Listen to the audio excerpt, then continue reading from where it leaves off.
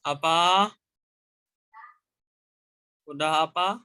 Cek, cek, cek, cek. Baru aja mulai.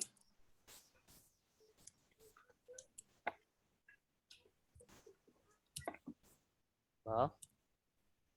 Bal.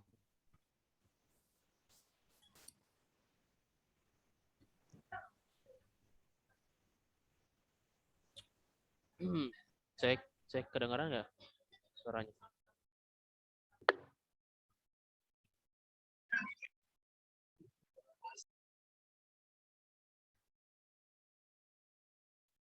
Cek, cek, kedengaran nggak suaranya?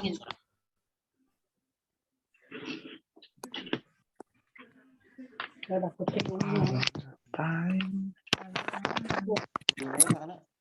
itu gede kan tanah gede kan kena spesial kan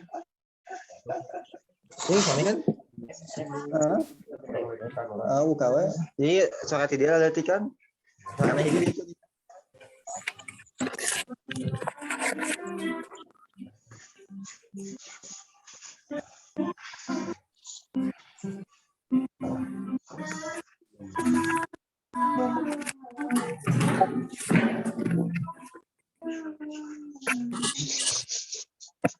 Beb.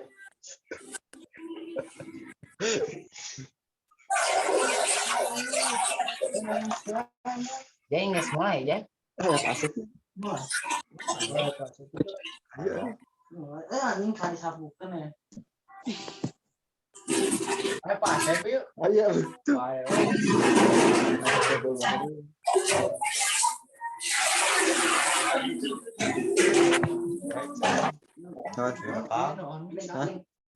Direkam. Tuh. Bayarnya kan on mix.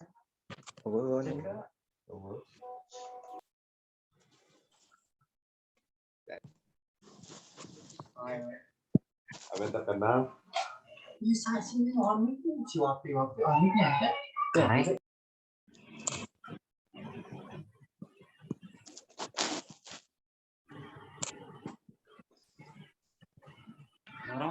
Tes.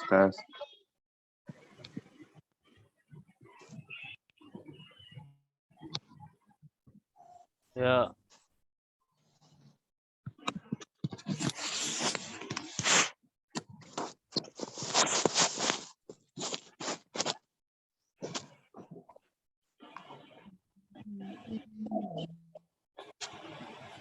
Assalamualaikum.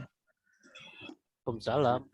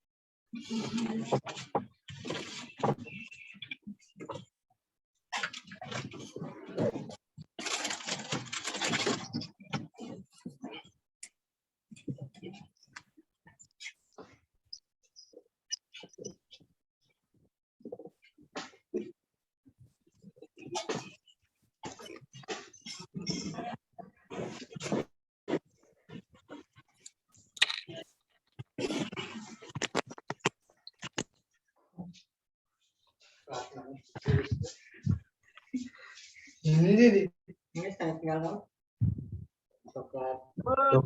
Bugis. One.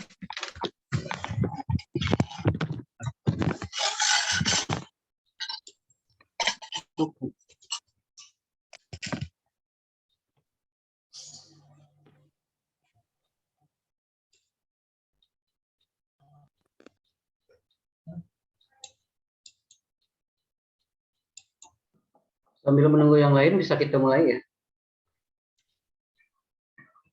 Halo. Baik, Pak. Baik, Pak. Apa boleh Pak? Bisa Pak, boleh ya. Gimana ini kan? Assalamualaikum warahmatullahi wabarakatuh. Waalaikumsalam. Waalaikumsalam warahmatullahi Wassalatu wassalamu ala asyrofil anbiya'i wal mursalin. Amma ba'du. Para mahasiswa dan mahasiswa sekalian, khususnya kelas PAC, kalau di mata kuliah Pancasila atau PPKN, Kewarganegaraan, kelasnya namanya khusus sesuai dengan mata kuliahnya, yaitu ini kelas C ya, jadi PAC. Baiklah, untuk memulai kita baca Bismillah bersama-sama. Bismillahirrahmanirrahim. Bismillahirrahmanirrahim. Bismillahirrahmanirrahim. Apa namanya, di LMS sudah ada. Ini sudah kelihatan nggak ya? Halo? Sudah, Pak. Ada, Pak. Ada Pak, ada. Ada, Pak. Ada Pak.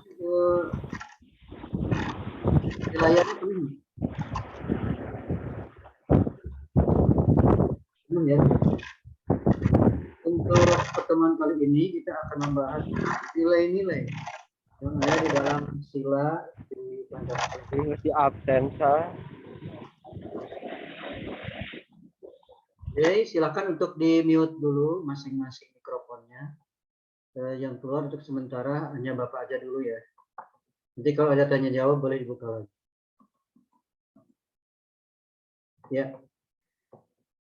Untuk yang pertama, nilai yang ada di dalam Pancasila yaitu nomor 1 sesuai dengan sila pertama, yaitu sila ketuhanan yang Maha Esa.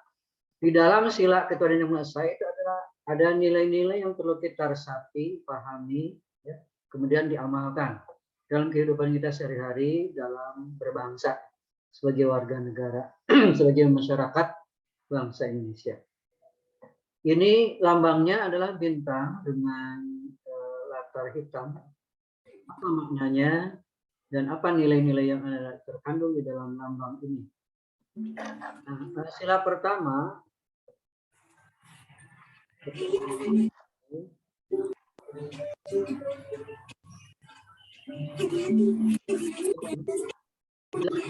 sila adalah ketuhanan bisa bintang emas berlatar belakang hitam. Nah, itu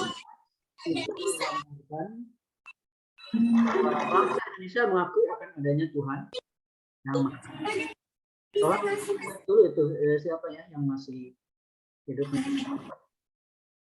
Kedengaran. Jadi lambang emas, bintang emas artinya bahwa bangsa Indonesia itu adalah bangsa yang bukan ateis. Bukan yang tidak mengakui Tuhan, akan tapi justru rakyat Indonesia, bangsa Indonesia ini bangsa yang bertuhan kepada yang Maha Esa. Jadi negara Indonesia itu negara yang menganutnya atau masyarakatnya menganut agama bertuhan pada yang Maha Esa. Bukan negara sekuler Indonesia itu. Akan tapi juga bukan negara agama. Bukan negara yang berdasarkan kepada agama tertentu ya. Salah satu misalkan bentuk negara Islam, negara Kristen, negara Hindu, negara Buddha, tidak. Jadi Indonesia bukanlah negara agama, akan tapi negara yang berlandaskan dan mengakui bahkan beragama. Nah, itu ya bedanya dengan negara-negara lain. Kalau negara lain itu ada yang negaranya berdasarkan pada teologi agama tertentu, negara Kristen, negara Hindu, negara Buddha, negara Islam. Ada juga negara yang tidak berlandaskan kepada agama, negara liberal, bebas dari nilai-nilai agama, terserah gimana maunya, mau A, mau J, mau berbuat apa, masyarakatnya terserah, itu liberal. Tapi kalau di Indonesia liberal enggak, karena beragama. Negara agama juga bukan, karena Indonesia itu plural. Jadi negara kesatuan yang memiliki agama, yang mengakui agama. Nah, itu ya. Jadi simbolnya adalah bintang yang berwarna emas. Kemudian ini cahaya bintang itu diibaratkan sebagai sumber cahaya yang berasal dari Tuhan yang Maha Esa. Sebagai sumber cahaya yang menerangi negara Indonesia. Jadi negara Indonesia diterangi oleh cahaya Tuhan. Kalau orang Islam mayoritasnya adalah cahaya dari nur Allah Subhanahu wa taala. Negara Indonesia sekali lagi bukan negara Islam tapi negara yang mayoritasnya beragama Islam. Nah, latar belakang warna hitam artinya itu menggambarkan warna alami. Warna alami artinya adalah sebuah berkah karunia dari Tuhan Yang Maha Esa. Diharapkan dengan adanya berkah dari Tuhan Yang Maha Esa, bangsa Indonesia tidak tersesat dalam menjalani kehidupan. Ada bimbingan, ada taufik, hidayah ya, dari Allah Subhanahu wa taala bagi kita. Nah, apa saja nilai-nilai yang terkandung di dalam sila ke-1 itu? Pertama, percaya akan adanya Tuhan Yang Maha Esa, menjalankan perintahnya, menjauhi apa yang dilarangnya, sesuai kepercayaan masing-masing. Yang kedua, saling menghormati pemeluk agama lain. Jadi tidak ada perang agama ya. Kalau di Indonesia ada isu-isu hoax di mana-mana. Islam dizalimi oleh Kristen, Kristen dizalimi oleh Hindu. Tidak ada di Indonesia. Itu hanya hoax saja atau hanya kata-kata untuk mengadu domba antara satu agama dengan agama lain. Kalau ada, tidak mungkin di Indonesia ada. Dijamin ya, karena ada Pancasila dan Undang-Undang Dasar 45, juga kebijakan-kebijakan undang-undang lainnya di Indonesia. Dan ada perangkat-perangkat yang menegakkan nomor 1 ini, saling menghormati pemeluk agama lain. Yang ketiganya memiliki toleransi antar umat beragama. Toleransi di sini bukan berarti bertukar akidah, kita menjadi akidah yang lain atau yang lain jadi akidah kita, bukan. Di situ letaknya toleransi. Akan tetapi ya, silakan masing-masing di akidahnya masing-masing, beribadahnya di tempatnya masing-masing, beraktivitas sesuai aturan agamanya masing-masing. Akan tapi tidak boleh nyinyir, tidak boleh mengganggu, tidak boleh moyokan yang bahasa Bandungnya kepada masing-masing agama di antara pemeluk agama. Masing-masing aja. Dalam sosialnya kita sama-sama. Itu toleransi di situ, tidak mengganggu satu sama lain. Tidak memaksakan kehendak antar umat beragama. Tidak boleh ya. Ini harus ikut Idul Fitri, kalau tidak keluar dari Indonesia, nggak bisa memaksakan. Atau ini harus ikut misa, nggak bisa. Masing-masing. Pun tidak mencemooh, mengejek-mengejek kepercayaan orang lain. Itu biasanya di zaman Orde Baru banyak sekali kepentingan-kepentingan pribadi, golongan, kelompok dengan isu-isu agama. Bahkan sampai kekerasan. Dengan dalam rangka jihad, melakukan kekerasan, kemudian memakai payung hukum agama, dalil-dalil, padahal agama tidak mengizinkan seseorang melakukan kekerasan. Jadi tidak boleh ada kekerasan. Salam. Jadi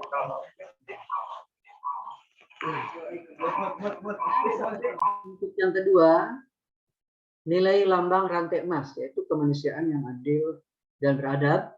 Asas kemanusiaan dilambangkan rantai emas. Bila dilihat lebih dalam, ya, rantai emas itu ternyata ada 2 bentuk. Ya. Ada yang bentuknya bulat di masing-masing rantainya, ada yang segi 4. Rantai-rantai itu terikat, tidak ada yang putus. Ini menunjukkan hubungan rakyat Indonesia saling terikat dan saling membantu. Baik pria, wanita memiliki kesetaraan hak sebagai rakyat Indonesia. Mau jadi pemimpin, mau jadi rakyat, mau perempuannya kerja di pabrik, itu tidak ada larangan. Itu hak semua orang. Mau laki-lakinya di rumah saja, karena tidak mampu untuk bekerja, itu tidak ada yang dilarang. Dan umumnya laki-laki yang bekerja, istrinya di rumah, tidak boleh bekerja. Tapi sekarang kenyataannya sesuai dengan kebutuhan dan tuntunan ekonomi, wanita banyak yang bekerja, malah laki-laki ya di rumah. Nah, itu di sini ada yang disebut dengan emansipasi itu ya, atau feminisme. Artinya perempuan itu juga memiliki hak yang sama ya, melakukan aktivitas laki-laki dikerjakan oleh perempuan. Dengan catatan yang ditukar itu adalah perannya saja, bukan fitrahnya dari Allah. Kalau wanita fitrahnya itu kan hamil, melahirkan. Nah, itu tidak bisa ditukar kalau fitrah. Nah, kalau peran ya seperti wanita di samping ibu rumah tangga juga kerja, karir, juga malah jadi pimpinan daerah, jadi presiden. Itu peran yang bisa ditukarkan. Tidak hanya laki-laki, wanita juga bisa. Atau kebalikan, yang laki-laki karena ada keterbatasan fisik, sakit atau apa, di rumah saja, tidak bekerja, tidak cari nafkah. Perempuannya yang cari nafkah, itu kan ada pertukaran peran. Itu hak, semuanya boleh, nggak apa-apa. Yang penting saling menghormati, menghargai. Ar-rijalu qawwamuna 'alan nisa. Nanti dijelaskan itu ya. Nah, ini sila kedua berbunyi kemanusiaan yang adil dan beradab. Apa nilai-nilai yang terkandungnya harus kita miliki? Jangan hanya diketahui, ini harus dimiliki ya. Nilai-nilai ini. Pertama, semua rakyat Indonesia punya hak yang sama. Di pandangan hukum, pandangan agama, dan pandangan masyarakat. Jadi tidak ada yang salah satu dikucilkan. Semua hak yang sama masyarakat. Jangan sampai ada hak-hak ya, karena dia pembantu akhirnya disiksa dan sebagainya, itu haknya jadi tidak dihormati kalau gitu. Tidak ada perbedaan antara ras satu dengan yang lainnya. Tidak, misalkan Makassar lebih tinggi derajatnya dibanding Betawi, misalkan. Itu tidak ada, semua sama. Tidak ada yang lebih tinggi, tidak ada yang lebih rendah. Sikap tegang rasa, saling tolong menolong itu diutamakan. Ta'awanu 'alal birri wat taqwa wa la ta'awanu. Jadi kalau ada orang yang kesasar di daerah kita, kemudian dia bingung cari tempat istirahat, ya harus kita tolong. Nilai kemanusiaan antara Indonesia harus dijunjung tinggi. Jangan sampai ada nilai kebinatangan. Apa saja nilai kebinatangan? Ya, seperti yang atas menerkam yang bawah, injak-injak haknya dan sebagainya, itu nggak boleh, itu kebinatangan. Tapi yang kita miliki dan kita laksanakan adalah kemanusiaan. Ini yang punya nilai sopan santun, beradab, memiliki budaya, itu kemanusiaan. Kasih sayang. Kemudian saling menghargai pendapat masing-masing. Selanjutnya, nilai pada lambang pohon beringin, simbol persatuan beringin pada lambang pohon beringin dengan latar belakang putih, ini melambangkan negara Indonesia itu sendiri. Dan pada dasarnya pohon beringin itu pohon besar, tinggi, memiliki daun yang lebat untuk berteduh rakyat Indonesia. Terdapat akar-akar juga di bawahnya ya, pohon beringin ini. Ini akar-akar ini diibaratkan adalah semua suku yang ada di Indonesia. Meskipun banyak akar, banyak cabangnya dari akar-akar, tapi satu. Untuk bersatu ya, untuk membangun pohon beringin agar tetap tegak akar-akar. Saling bahu-membahu. Tidak ada perbedaan, semuanya saling menolong untuk menegakkan negara kesatuan Republik Indonesia dan Pancasila. Nilainya, yang pertama, meskipun Indonesia banyak suku budaya, namun persatuan tetap dijunjung tinggi agar Indonesia dapat berdiri kokoh sebagai NKRI. Kemudian nilai-nilai yang lain adalah menggunakan bahasa persatuan Indonesia antar daerah. Ya, jadi antar daerah itu jangan ngotot kita orang Sunda, terus ke daerah mana, ke Bugis, orang Bugis ngomong Bugis, kita kekeh pengen ngomong Sunda, itu kan sulit kecuali kalau mengerti. Makanya supaya kita bisa berkomunikasi dan bisa tetap melanjutkan persahabatan, persaudaraan dengan suku yang lain, maka yang bisa dimengerti oleh semua, yang bisa menjadikan alat merajut komunikasi itu bahasa Indonesia. Paling sedikit-sedikit belajar bahasa daerah, masih boleh itu saling tukar menukar. Tapi kita tetap bisa menyambung, bisa bersatu karena bahasa Indonesia.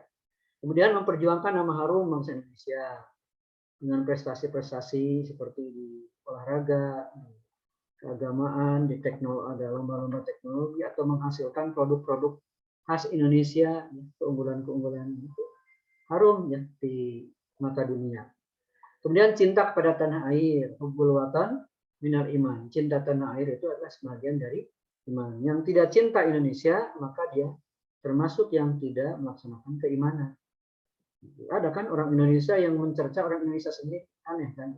Udah aja jangan di Indonesia, pergi saja ke sana. Ya kalau muji-muji negara lain, pergi ke negara yang dia puji-puji terus. Mencemooh negara sendiri itu ada pada beberapa waktu yang lalu ya, mudah-mudahan sekarang tidak ada. Suka ada mencemooh pemerintah sendiri, dicemooh. Kemudian apalagi gitu. Jadi mengagung-agungkan negara lain. Itu tidak cinta tanah air, itu hukumnya dosa kalau tidak cinta tanah air. Kemudian mengutamakan persatuan kesatuan daripada kepentingan pribadi. Berjiwa patriotisme, artinya selalu memperjuangkan Indonesia. Kalau Indonesia ada yang mengganggu, dia akan sentimen kecintaan ke Indonesia ini muncul dan merasa diinjak-injak kalau dia Indonesia sendiri dicemooh negara lain. Misalkan ada produk Indonesia yang batik, misalkan dulu pernah itu disangka produk negara lain adalah itu negara. Itu kan, atau lagu daerah di Indonesia disangka cukup sebagai hasil negara mereka, padahal hasil orang Indonesia. Nah, ini harus muncul ya rasa cinta tanah air. Kemudian yang keempat adalah lambang kepala banteng. Perisai Garuda yang berwarna hitam putih belakang warna merah melambangkan simbol kerakyatan pada sila keempat Pancasila. Simbol kepala banteng melambangkan akal kehidupan sosial. Nah, diberi banteng. Jadi selalu banteng itu orangnya ingin berinteraksi, berkomunikasi, bergaul ya, dengan binatang-binatang yang lain. Nah, kita bukan melihat binatangnya, tapi rasa sosialnya itu dari banteng yang jadi simbol maksudnya, bukan banteng tok semata. Tapi di dalam banteng sendiri memang ada rasa sosial yang tinggi. Itu yang harus makanya jadikan simbol. Sama halnya bangsa Indonesia yang selalu hidup rukun, berhasil satu sama lain. Keputusan bersama itu harus dicapai dalam hidup sosial, mengesampingkan kepentingan pribadi. Sila keempat ini nilai-nilainya satu, bahwa pemimpin bangsa Indonesia haruslah bijaksana. Haruslah bisa bijaksana, artinya kepentingan semua golongan, semua rakyat itu harus diutamakan. Kedaulatan bangsa di Indonesia itu bukan di tangan seseorang, tapi ada di tangan rakyat. Jadi aspirasi rakyatlah yang memerintah Indonesia atau mengolah kegiatan-kegiatan berbangsa bernegara di Indonesia. Hanya memang tidak semua rakyat menjadi pemimpin, maksudnya aspirasinya disampaikan kepada perwakilan dari rakyat. Dan wakilnya juga harus bisa mewakili rakyat, bukan mewakili diri sendiri. Kebijaksanaan dalam mengambil solusi, jadi tidak terlalu kasar, tidak terlalu keras, tapi bijaksana. Keputusan harus berdasarkan musyawarah. Mungkin kalau ada suatu keputusan, suatu perintah, suatu undang-undang dan sebagainya tidak bisa keluar dari diri pribadi. Tetapi adalah hasil rempuk jukung, hasil aspirasi bersama dan diputuskan bersama. Tidak memaksakan juga kehendak orang lain. Kemudian yang kelima, lambang padi kapas. Padi kapas itu berwarna kuning. Padinya warna kuning, ya kapasnya hijau. Berlatar belakang putih ya, di antara dua padi dan kapas ini. Padi kapas itu sumber sandang dan pangan yang dibutuhkan oleh bangsa Indonesia. Ya sejahtera lah Indonesia karena punya padi, ya punya bisa makan, bisa minum, ya punya penghasilan kekayaan alam yang memang dari sisi makanan itu makanan pokok ataupun makanan bukan pokok makmur lah di Indonesia dan bisa dinikmati oleh semuanya. Sandang juga begitu ya, pakaiannya termasuk papannya juga, rumahnya semua memiliki rumah yang layak. Tujuan bangsa Indonesia adalah menciptakan kesejahteraan sosial. Ini tujuan cita-cita kemerdekaan, kesejahteraan sosial. Juga kesejahteraan ekonomi, budaya, politik, sehingga keadilan bisa diwujudkan. Tidak boleh ada yang tidak bisa menikmati hasil kemerdekaan. Semuanya harus menikmati. Ini adil. Kalau ada yang belum sempurna, ya mungkin proses menuju ke arah sana. Keadilan. Sila terakhir, keadaan sosial ini ternyata ada nilai-nilainya. Satu, perilaku adil harus diterapkan di segala bidang, ekonomi, sosial, politik. Hak dan kewajiban setiap orang harus dihormati. Ini kalau hak dan kewajiban seorang dihormati, maka dia atau Indonesia ini berarti sudah menegakkan keadilan. Perwujudan keadilan sosial bagi bangsa Indonesia harus diwujudkan. Tujuan rakyat Indonesia ini adalah ujung-ujungnya mendapatkan keadilan dan kemakmuran. Kemudian keadilan sosial Indonesia ini adalah mendukung kemajuan dan pembangunan negara Indonesia. Barangkali singkatnya itu, panjangnya bisa dibaca sendiri nanti ya oleh kalian semuanya. Silakan, masih ada waktu 10 menit lagi atau kurang 10 menit ya, 5 sampai 10. Silakan, mungkin ada yang mau menambahkan apa yang sudah Bapak sampaikan atau mau bertanya. Dibuka saja ininya. Mute-nya apa? Di unmute ya kalau mau menyampaikan. Sambil angkat tangan boleh, silakan. Silakan, ada yang mau ditanyakan atau mau bukan ditanyakan tapi menambahkan saja. Menjelaskan, menambahkan boleh. Mau bertanya, Pak. Cek. Adrian mana ya? Atau siapa? Saya, Pak. Waduh, ini sedang depan kampus. Raja? Enggak. Ini latar belakangnya aja, Pak. Iya. Oke. Saya mau bertanya, Pak. Kalau kehidupan beragama di negara komunis itu gimana ya, Pak? Negara komunis ya. Memang Bapak belum pernah ke negara komunis. Ya, seperti itulah sesuai dengan pahamnya. Negara komunis itu negara yang tidak berlandaskan kepada percaya kepada Tuhan Yang Maha Esa, tidak. Itu sih intinya. Jadi mungkin ini lebih ke, kalau di Islam itu paham qadariyah. Jadi apapun yang dilakukan oleh manusia, yang perbuatan manusia, nasib manusia itu tidak ada kaitannya dengan Tuhan. Jadi semuanya berdasarkan pada dirinya sendiri. Jadi manusia itu tidak ditentukan kehidupannya oleh Tuhan, oleh Allah. Akan tetapi ditentukan oleh dirinya sendiri. Tidak ada kaitannya dengan Tuhan. Usahanya, senangnya, kayanya, miskinnya itu tidak ditentukan Tuhan. Itu paham qadariyahnya. Kemungkinan di di negara tersebut ya tidak ada keyakinan, tidak ada proses peribadatan misalnya. Jadi bebas lah kalau komunis itu tidak mengakui Tuhan. Seperti itu. Terima kasih, Pak. Oke, baik. Fajar, yang lainnya silakan. Saya nambahin pertanyaan tadi kali, Pak. Muhammad Khan. Muhammad Hairul. Oh ya, Khairul. Iya. Kan menurut jawaban Bapak tadi, ya negara komunis itu tidak percaya atau tidak berlandaskan kepada Tuhan ya. Terus bedanya ideologi komunis dengan kepercayaan ateis apa, Pak? Kan itu juga sama tidak ngeinin ke Tuhan. Ya. Itu aja sih, Pak. Kalau Makasih, Pak. ateis ya hampir berdekatan. Kalau ateis hampir berdekatan. Komunis itu berangkat dari ateis yang mengakui adanya Tuhan. Hanya memang komunis lebih ke menjadi ideologi negara. Kalau ateis lebih ke keyakinan pribadi. Pribadinya tidak mengakui Tuhan, itu ateis. Kemudian istilah lain daripada ateis yang diterapkan sebagai ideologi bernegara itu komunis. Jadi komunis lebih ke politik. Kalau ateis memang bukan politik tapi keyakinan individu masing-masing. Nah, itu hampir sama sih, hanya penempatannya. Kalau komunis ideologi dalam bernegara, kalau ateis adalah keyakinan masing-masing individu. Itu ya. Intinya sama sih, hanya beda penempatannya aja. Seperti itu ya, Muhammad Khairul Amariza. Dari Oke, mana? Pak. Makasih, Pak. Bandung. Oke, yang lain? Ya, Bandung.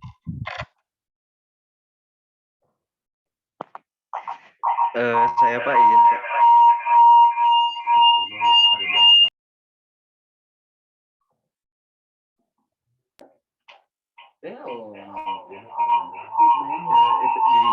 Tanya Fauza.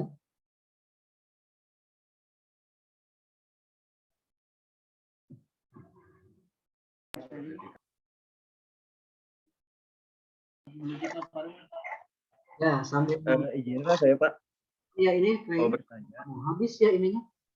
10 menit lagi. This meeting will end in 10 minutes. Ya, sampai 40 menit. Udah 10 menit lagi. Oke, silakan. Mungkin ini di luar konteks, Pak, tapi saya rasa ada kaitannya dengan pertanyaan yang tadi dan juga bahasan yang kita bahas tadi. Tanggapan Bapak, ini saya meminta tanggapan Bapak tentang apa yang dilakukan oleh Tiongkok, Pak. Seperti misalkan Muslim Uighur. Sekian, Pak. Gimana? Tadi kurang jelas ininya ya, sinyalnya mungkin. Misalkan apa? Saya meminta tanggapan Bapak terkait apa yang dilakukan oleh negara Tiongkok, Pak. Seperti misalkan yang dilakukannya adalah tentang apa yang dilakukan kepada Muslim Uighur, Pak. Oh, Uighur. Ya itu untuk apa? Memang belum lebih detail ya tentang kondisi bagaimana tentang Uighur ini. Ya belum bisa menjawab lebih detail atau lebih jelas. Akan tapi menurut yang diketahui sekilas ya dulu pernah mengetahui sekilas. Sekarang kan sudah tidak ada lagi isunya ya sudah. Kemungkinan yang Uighur ini Islam, akan tetapi kan di dalam Islam itu ada yang Jabariyah, ada yang Qadariyah, ada yang pertengahan. Kemungkinan Uighur ini Muslim, akan tetapi memiliki paham yang agak sedikit radikal. Jadi apa namanya, menentang pemerintahan. Ya kasusnya bisa jadi ya tadi itu tidak rela adanya pemerintahan ataupun orang-orang yang kepada non Muslim Uighur ini. Salah satunya itu. Jadi ada penentang kepada pemerintah yang ada saat itu. Mungkin penentangan itu sendiri ya bisa jadi karena perbedaan keyakinan, perbedaan ideologi, atau ada kebijakan pemerintah yang memang merugikan kepada kelompok Uighur, sehingga kelompok Uighur itu sendiri ya apa namanya, meminta keadilan. Sementara sisi lain Bapak kurang lebih cermat mengamati ini ya. Kemungkinan ada peraturan atau kebijakan pemerintah yang memang tidak dilaksanakan oleh Uighur menurut persepsi pemerintah. Tapi kalau Uighur sendiri itu adalah hak sebagai warga. Uighur itu sendiri kan bukan masyarakat asli di sana ya, pendatang ya. Begitu ya, Rafli? Pendatang ya, muhajirin. Orang yang minta perlindungan atau yang pindah dari negaranya ke negara tersebut. Begitu ya sejarahnya. Orang yang terdampar. Jadi Bapak belum bisa detail, nanti insya Allah lewat chat aja ya, bisa ke WA, nanti grup. Akan Bapak kaji lagi. Dan intinya mungkin di sana itu ada perbedaan persepsi. Karena ya dalam kebijakan. Kalau Uighur menganggap ada kebijakan pemerintah komunis yang tidak adil terhadap Uighur. Sisi lain pemerintah menganggap bahwa ada pelanggaran atau ada perilaku-perilaku yang memang tidak sesuai dengan aturan pemerintah. Itu kan beda persepsi di situ. Penyebabnya adalah adanya beda persepsi dalam hal ekonomi, dalam hal keibadatan, dalam hal lain. Tapi detailnya nantilah kita diskusikan kembali ya. Mohon maaf. Rafli ya barisan. Halo. Iya, Pak. Kalau menurut pendapat Bapak sih mungkin itu ada sikap yang agak sedikit radikal pemahamannya di Uighur, hampir sama dengan kelompok yang masuk ke itu negara Jerman. Waktu itu di Jerman ada bom ya, yang masuk. Nah, itu mungkin ya maksudnya entah mengatasnamakan Islam atau memang asli orang Islam, yang jelas membuat kericuhan misalnya di Jerman itu sendiri, bertentangan dengan pemerintahan Jerman dengan kekerasan, protes dengan kekerasan. Ya, akhirnya pemerintahan Jerman juga mungkin ingin negaranya aman. Ya, itu. Jadi sepertinya bukan rakyat asli di sana, tapi masuk ke sana. Pas sudah di sana, bertentangan dengan kebijakan negara yang besar. Kalau dari sisi Islamnya, ya Islam, tapi kita harus cermati dulu masalahnya apa. Jangan sampai asal Islam. Bisa jadi yang salah di Islamnya sendiri mungkin. Kalau memang ada beberapa pemahaman atau sikapnya yang cara penyelesaian itu selalu dengan kekerasan tanpa adanya musyawarah. Bisa jadi. Atau bisa jadi memang ya pemerintahan setempat baik itu komunis maupun liberal yang di Jerman itu sendiri memang tidak adil terhadap kaum muslimin yang masuk yang ada di negara tersebut. Itu memang kasus ininya harus didetailkan lagi. Terus terang Bapak belum bisa menjawab lebih detail, takut salah nanti. Cuman prediksi-prediksi aja untuk sementara ini ya. Gitu ya. Oke, masih ada waktu 5 menit lagi. Assalamualaikum Pak, saya izin bertanya boleh? Ya, sangat boleh. Terus. Baik Pak, jadi ya. Ini siapa ya? Jadi saya mau bertanya ke Bapak, setahu Bapak aja, jadi ideologi itu ada berapa? Apa aja ideologi yang ada di dunia gitu? Terus landasan pemikiran apa aja yang dianut oleh masing-masing ideologi itu, Pak? Ya. Sekian. Ya. Ideologi kan sudah kita tahu ya, ada ideologi liberal, ada ideologi selain liberal juga ada ideologi tadi yang komunis, ya. Ada ideologi, kalau di kita ideologinya Pancasila. Yang sudah terkenal adalah liberal sih. Barat liberal, timur komunis. Gitu. Mungkin ada ideologi-ideologi yang lain. Nanti bisa ditambahkan ya.